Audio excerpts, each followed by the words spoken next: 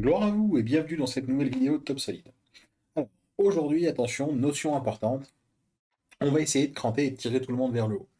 Aujourd'hui, si je vous demande comment vous créez vos blocs, à 80%, je dirais qu'à vue de nez, bon, il y en aura bien, donc on travaille en commentaire, mais dans l'idée, à vue de nez, c'est esquisse, et ensuite on extrude.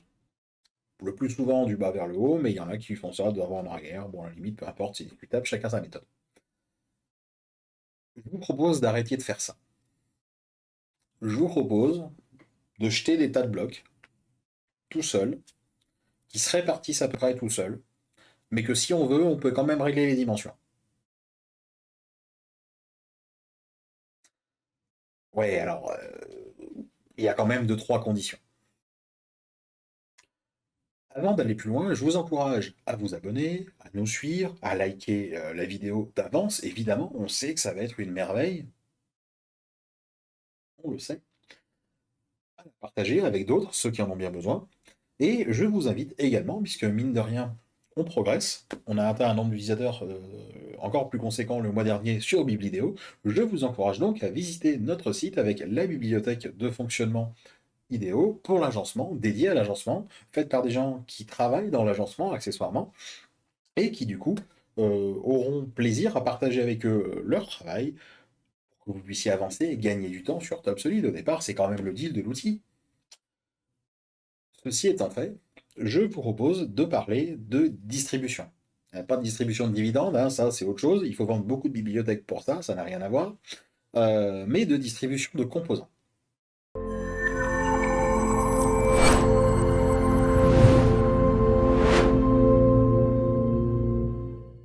Si on tape distribution sur Top Solid, on trouve sur un truc assez pauvre, mais on comprend assez bien l'idée. On va juste avoir donc savoir que ça se trouve dans assemblage, définir composant, définir positionnement par distribution, donc ça ne peut se faire que sur un composant.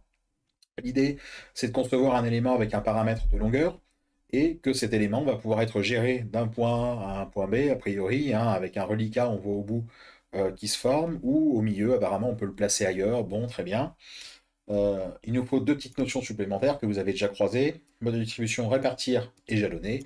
Et il va falloir se souvenir que répartir, c'est plusieurs éléments sur la longueur, alors que jalonner, c'est plusieurs éléments espacés d'une distance donnée. Fin pour le blabla. Concrètement, du concret. Voilà mon implantation de départ, que je vous encourage à avoir ou à prendre sur le site internet ou à utiliser si vous avez une vidéo normalement, vous l'avez eu. Et ensuite, on va aller chercher notre composant. Donc on va chercher notre composant, hop là, et ici dans bloc, on a bloc démo qui est apparu, magnifique, et on va avoir un mode distribution. On va faire ce qu'il vous demande, c'est-à-dire placer un repère, et on va découvrir la fonction un peu ensemble, on va la faire en mode bonnet, mais vous allez voir, euh, ça paraît pas intuitif au départ, mais finalement ça marche assez bien. Il veut un repère, on va poser un repère sur le mur de gauche. Dans un premier temps, faites-moi confiance. Hop, positionné comme ceci, orienter le Z vers l'intérieur. Hop, second plan, je vais aller chercher le plan d'en face, ici, et on va pouvoir gérer plusieurs choses. Donc, dans ma barre en haut, j'ai jalonner ou répartir, et moi, je vais vouloir plutôt répartir. Ou au pire, si on n'a pas compris ce que ça faisait dans l'aide, on y va comme ça, c'est pas grave. Intervalle, donc ça va être l'espace entre les différents blocs. Moi, je veux 0, je veux que mes blocs ils se touchent. Les caissons, ils vont se toucher. Combien j'en ai? Eh bien, il se trouve que sur cette longueur, je vais avoir 7 caissons. Valeur d'arrondi, je vais laisser à 0. Premier décalage, je vais un premier décalage de 50 et un dernier décalage de 50 aussi. On va mettre 100 comme ça on verra où est-ce qu'il se trouve, vous allez mieux comprendre. Hop là. Je fais OK. Je quitte la fonction. On se met en vue de face. Qu'est-ce qui s'est passé? On a eu un jeu de 50, vous vous souvenez, qui a été mis au départ, un jeu de 100 qui a été mis à la fin, et le décalage au sol, ça c'est juste une question de positionnement de repère, vous voyez, le repère là-bas par rapport à mon bloc tel qu'il a été créé dans le composant, fait qu'il est posé comme ça. Si lui, je ne l'avais pas mis à 50 mais que je l'ai mis à 0, vous voyez, le bloc descend. Et en fait, c'est cette position qui va me permettre de piloter la hauteur du bloc, si j'ose dire. Pareil pour l'arrière, si je me mets en vue de dessus, le décalage n'est pas anodin, il fait pas 100 au pif, il fait 100 parce qu'ici on a 100, si j'avais voulu 20, on aurait pu se positionner comme ça. Encore une fois, ça dépend du composant qui a été créé. Donc la première chose, c'est que là concrètement, en fait, en 2 coups de cuillère à peau, je ne connais pas la longueur des blocs. Tout ce que je sais, c'est qu'ils sont tous égaux, que j'ai rien eu à faire, et qui se sont répartis tout seuls. Et on va vérifier si ça bouge, parce que moi, ce qui m'intéresse, c'est du dynamisme. Je ne veux pas des valeurs figées. C'est-à-dire que si, ici, j'ai plus 5 mètres, mais que finalement, à mon relevé, j'ai 4742, alors chance que ça tombe juste, hein, vous noterez le coup de bol, euh, eh bien, ça marche. Donc ça va être la première chose. La distribution va pouvoir permettre de poser plusieurs blocs d'affilée, autant que je le souhaite. On peut d'ailleurs changer cette valeur. Si finalement, j'en veux plus 7 ici, mais que j'en veux que 6, vous voyez qu'il recalcule encore une fois automatiquement les valeurs, même si c'est stupide, encore une fois, attention, hein, c'est pas fait pour que ça vous arrange, ça calcule, on est d'accord. Hop. La répartition se rejoue, on va pouvoir gérer les décalages. Si finalement à l'arrivée, c'est plus un fileur de 100 que je vais avoir, mais un espace de 150, et qu'au départ c'était un espace de 100, vous voyez que chaque élément va être géré. Si on veut rajouter un intervalle de 20 mm entre chaque, on peut. Et il nous reste une chose à gérer, ben, comment je modifie les dimensions de ce bloc. Mettons que je veuille le troisième, et ben en fait il faisait 800 et 1500 de haut. Et ben c'est tout simplement en gérant les paramètres qu'on a renseignés. Moi aujourd'hui, vous voyez, je lui ai ramené ces 3 informations. Par défaut, elles sont pilotées par la commande de distribution. C'est-à-dire que si là je leur dis 6, vous allez voir la valeur qui change. Vous voyez ici, largeur qui sont. Si maintenant ma hauteur de bloc, je la passe à 1500, il n'y a que ce bloc-là qui est touché. Vous voyez ce que je veux dire? Si sur le bloc 6, ici, de la même manière, je viens bouger la hauteur à 1256, et que finalement, je dis il n'y a plus que, je sais pas moi, un bloc, tiens, vous voyez, il me conserve ce qui a été fait. Si j'en remets 9, vous voyez? Maintenant, dans la même idée, on va essayer de les comprendre un peu plus. Celui de 1500, il se trouve qu'il fait 600. C'est pas une question. Il fait 600. On peut noter qu'il a recalculé les autres. On va figer l'autre aussi. Lui, il fait 952. On va lui mettre une petite cote sur le nez pour vérifier ce qui se passe, hein. Hop. Voilà. Bon, bah, si maintenant, il n'y en a plus que 6, les deux figés ne bougent plus, et le reste, c'est réaccordé pour correspondre à la demande. Puis finalement, tiens, à l'intervalle de 20, il n'y en a plus. Et finalement, les feeders, c'est 50 et 50. Du coup, on obtient quelque chose d'assez modulable, où tous les paramètres sont au même endroit, dans le sens où chaque bloc porte ses propres paramètres. Le positionnement se fait donc via ce système de repères et de faces. Et si vous voulez, ça va être pour moi la limite du défaut de l'avantage. Oui, parce que tant qu'à faire, je vais critiquer un peu le truc. Euh, les composants distribués, je pense, parce que je ne suis pas certain de ce que j'avance comme bêtise, dans Top Solid, pour moi, ça a été pensé, je pense, au départ. Oui, je dis beaucoup de je pense, mais c'est pas grave. Comme dans la présentation d'aide, vous savez, avec le petit élément qu'on répète de bout en bout, voilà, typiquement pour des habillages muraux, pour des choses comme ça, je pense que vraiment c'est une vraie force, effectivement, ça a son sens. Dérivé pour utiliser comme nous on souhaiterait faire pour une implantation, euh, ça pose encore 2, 3 petites problématiques. Par exemple, j'ai des étapes intermédiaires. C'est-à-dire qu'aujourd'hui, si je ne veux pas l'emmener jusqu'au bout, mais que je veux l'emmener à 3 mètres, vous l'avez compris, dans la phase de fonctionnement, on a le positionnement d'un repère d'un côté et d'une phase de l'autre pour délimiter, hein, tout simplement, les éléments qui vont bouger dedans. Bon, vous l'avez compris, je peux pas réarranger ça. Ça va même être une des limites, c'est qu'il va falloir reposer des pièces intermédiaires. C'est-à-dire que si je veux une limite plus proche, je vais devoir la créer. Alors vous me direz, ce qui est normal, hein, on est d'accord. Hop là, inverser la direction, de là, et de là, et on va la décaler. Je vais la poser ici, à 900 du bord. Ok. Et si maintenant, mon second plan qui est ici, je le reconnecte à cette face-là, Donc, on peut laisser des espaces vides à créer des choses comme ça. Attention, ça veut dire qu'il faut les créer soi-même, donc il faut bien maîtriser son environnement, et ça deviendra d'autant plus important de l'avoir bien tracé pour s'accrocher sur les bonnes faces. Ensuite, autre limite, eh ben, vous serez coincé par la création de votre composant. On est d'accord que moi, par exemple, là-bas, je me suis placé par rapport au repère de cette manière. C'est juste un positionnement basique, on est d'accord, on peut le travailler, on y viendra, je vous présenterai les composants plus tard. Mais l'idée dans ce fonctionnement de base, c'est que si j'avais voulu démarrer de la droite, bah, je me sais prendre. On va voir ce qui se passe. Hop, on va détruire ça, et on va le faire. Hop, on va rechercher notre bloc démo. Ok, distribution, repère, on va se positionner ici. Hop là, comme tout à l'heure, on part bien le Z par là, tout bon plan. Hop, ok. Je m'enquiquine pas à remplir. Hop là, répartir, oui, j'en veux 6. Hop, 50. Ici, 0. Hop là, 50. Ok. Et là, c'est le drame. Il a bien réparti. C'est pas le problème. Alors, le problème, c'est qu'il a réparti comme il pensait faire. Et tout à l'heure, quand je vous ai dit le Z vers l'intérieur, ben, dans mon positionnement à moi, mais si je viens à l'envers, ben, vous comprenez bien que, vous voyez, et donc je me retrouve avec une chose ben, qui m'intéresse beaucoup moins d'un coup. C'est pas qu'elle est cassée, c'est que dans le positionnement de départ, elle n'a pas été prévue pour être réversible. Donc après, il faut que je prévoie mon composant en fonction, on est d'accord. D'où l'intérêt de travailler sur un truc de l'espace. Bougez pas, ça arrive dans mes vidéos, vous imaginez bien.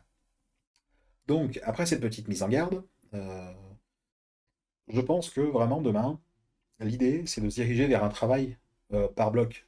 Bon, bah, vous l'avez vu, on pose 6 blocs en 2 secondes. On peut gérer la dimension tout seul, on peut la faire répartir, on peut la faire calculer, on peut la faire jalonner.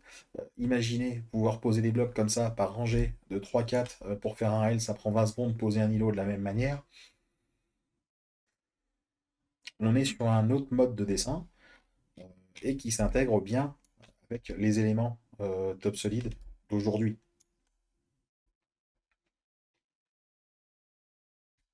Donc pour rappel, hein, si on se refait la démo en mode clean, hop là, on a un bloc enregistré en bibliothèque dans lequel on a été rajouté le mode par distribution. On a notre paire de positionnement, notre face limitante de l'autre côté. On donne donc soit répartir, soit jalonner. Moi, ce qui m'intéresse le plus souvent, c'est de répartir. Je lui donne le nombre de meubles que je souhaite voir, 7 par exemple.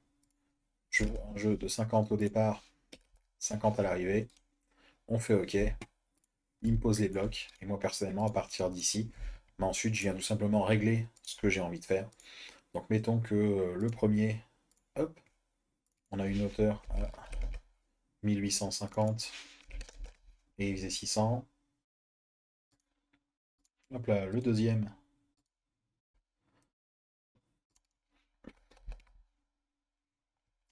il faisait 600 aussi. Le troisième, il faisait 900. Et tous les autres, et finalement, il y en avait 5, ils prennent ce qui reste, peu importe ce qui reste. Et ben, je me retrouve avec quelque chose de déjà positionné. Si je devais refaire une colonne ici, pourquoi pas, hop, imaginez sur mon dernier bloc. Hop, il y a d'ailleurs profondeur 800, hauteur 2200. Celui-là, c'est pas pour les rigolos.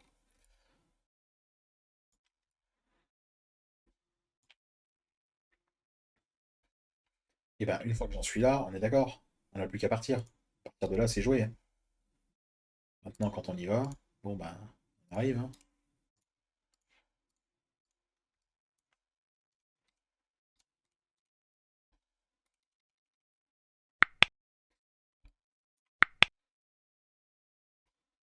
Et ça, du coup, quel que soit mon mode de répartition, et encore une fois, c'est piloté. Donc une fois que j'en arrive là, si finalement, on est d'accord, j'ai un décalage de 150 à l'arrivée, en tout cas au départ, ça va jouer. Si finalement, c'est plus 2200 mais 1800, ça va jouer de la même manière que les éléments d'avant. Si finalement, le caisson de 600, il fait 650, ça vient s'agrandir, ça vient recalculer les éléments.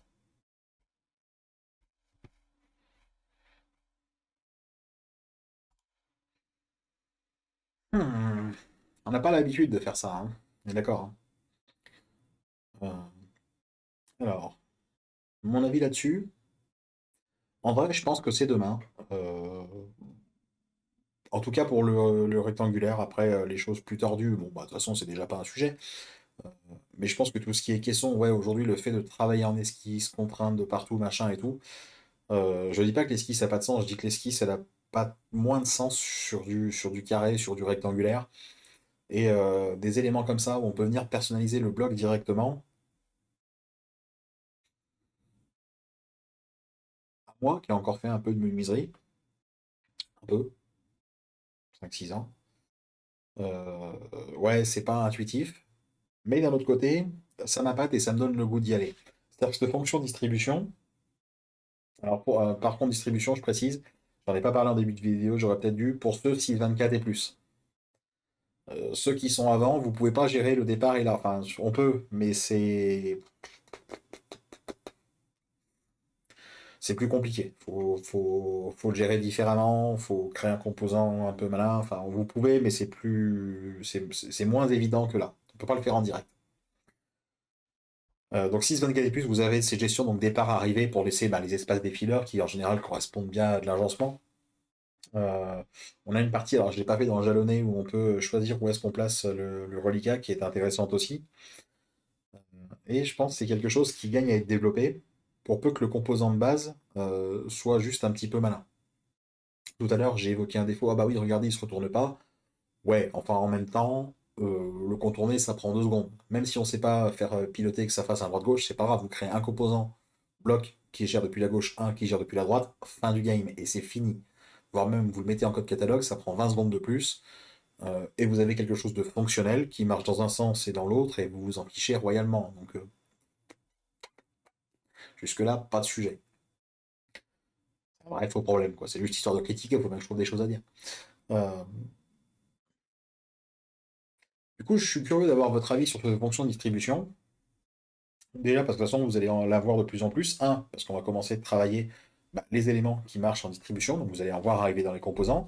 Vous allez voir notamment un composant de positionnement de bloc qui fracasse tout. C'est-à-dire que euh, on a eu l'idée en fait de. Ouais, bah, vous voyez les kits d'assemblage où on a exploité la fonction kit d'assemblage, mais on a recréé les fonctions de propagation à l'intérieur parce que passer par l'outil option c'était la galère. Et ben on travaille à faire la même chose avec cette fonction distribution. Parce que pour moi, elle a le potentiel pour, mais elle va pas au bout. En tout cas, pas au bout dans cet aspect-là de l'agencement. Je dis pas qu'elle répond pas au reste pour de l'habillage mural, on veut jalonner, clac clac clac, ça se met entre murs, parfait, ça met le reliquat, ça remet le composant en bonne forme pourvu qu'on l'ait bien. Pour moi, ça fait le café, ça c'est pas le sujet. Mais dans ce cas-là, j'ai besoin de à la fois moins de finesse, mais de plus de souplesse. C'est-à-dire que j'ai pas besoin d'avoir des détails de fou. Je suis pas en train de gérer une porte-cadre où je veux gérer un chanfrein, un arrondi, un champ, un truc. J'en suis pas là. C'est des blocs carrés. Et à un moment, pas de battre. Par contre, je veux pouvoir l'inverser, je veux pouvoir le placer rapidement, système de mettre le repère, mettre les éléments, les machins. On travaille sur des solutions un petit peu plus poussées qui combinent notre fonction, notamment du bloc pilote, des choses comme ça. Et on va dire, si je vous vends un peu le fantasme, l'idée serait d'arriver à faire un truc où voilà, je claque un bloc pilote, je donne une quantité de meubles, boum, clac, posé, t'occupes, le reste c'est géré. Euh, Ça serait cool quand même, ça serait cool. Euh, il y a des chouettes choses à faire. Donc 6.24 c'est plus, c'est sûr, on le fait. Euh, et 6.22, puisqu'on garantit la bibliothèque depuis la 6.22, il faut que je trouve encore 2-3 petites pirouettes, mais concrètement, on arrive à des choses vraiment, vraiment pas mal, avec des blocs qui se retournent, on peut gérer si c'est une ligne haut, bas, droite, gauche, machin, tout ça. Donc ça va arriver, on y va, on va vous pousser aussi vers ça, parce qu'on pense qu'il y a vraiment un intérêt à aller là-dessus, parce que l'idée c'est de passer vraiment le moins de temps possible sur ces étapes de blocs, mais on sait aussi que c'est celles qui sont indispensables, parce que c'est les premières qu'on va venir modifier. Vu que ça va être la structure même, ça va être la colonne vertébrale de votre agencement, ces blocs, hein. Si on se dit c'est que des blocs. Mais en vérité, c'est sur ça que vous allez baser votre agencement, c'est là-dessus que vous allez appuyer les composants caissons, rayons, portes, ceci, cela, tout va être appuyé dessus. Et il faut que demain, quand on veut bouger, quand on veut rectifier, parce qu'on a fait une reprise de code, parce qu'il y a un pilier qui n'y avait pas, parce que le client a changé d'avis, parce que l'évier a changé de place, parce que la bande d'accueil s'est déplacée de 3 mètres, il faut pouvoir modifier. Et ça, c'est pas négligeable, sinon ça veut dire que le fichier est mort. Donc il faut qu'on ait au moins la même flexibilité qu'avec l'esquisse. Et de ce que j'ai pu en voir jusque-là, je dis pas que ça ne demande pas des paramètres, mais comme ça demandait une cote ou une contrainte supplémentaire sur une esquisse, ben en vrai, on arrive à retrouver la même chose. Donc oui, il faut un petit peu plus de paramètres. Là par exemple, bon bah voilà, j'ai bougé dans les 3 dimensions. Est-ce que ça suffit pour une présentation de base comme celle-ci? Oui, voilà, ça bouge dans les 3 dimensions. Oh merveilleux, oui. Demain, tu veux un décalage à l'arrière? Eh ben non. Je peux gérer toute la ligne de décalage. On l'a vu avec le repère, on décale tout. Si je veux en décaler qu'un, bah, il me faut un petit paramètre de réglage. Ouais, mais tu te rends compte, bah, gars, comme sur une esquisse, t'as tout qui est aligné, alignement, alignement, alignement, tu vas mettre une cote décalée de 20. Donc ça me gêne pas de dire il faut rajouter un élément de réglage. C'est ce qu'on fait intuitivement et nativement sur une esquisse. On se pose même pas la question de s'il faut mettre une cote. On la met et point, il me la faut, j'en ai besoin, point. Bah, c'est la même chose sur du bloc. Donc je pense vraiment qu'il y a des choses à faire, qu'il y a des choses à gratter, et que déjà, ne serait-ce que pour du standard, le simple bloc là, 3 paramètres, un repère de positionnement et blanc, ça fait le café. Donc je vous encourage vivement à vous pencher là-dessus, à y réfléchir un peu, parce que c'est pareil, comme c'est pas intuitif, on n'a pas l'habitude de penser comme ça, on n'y va pas. On n'y va pas, donc on l'utilise pas, et après on dit oui, machin, top solide, les nouveautés, gna gna gna, on comprend rien. Ah ouais, mais il faut peut-être essayer à un moment. Je veux dire, si on avait dit à quelqu'un qui passait de la planche à dessin et qui arrive sur top solide, non mais on fait pas des traits, on balance des pièces, ça fait des meubles,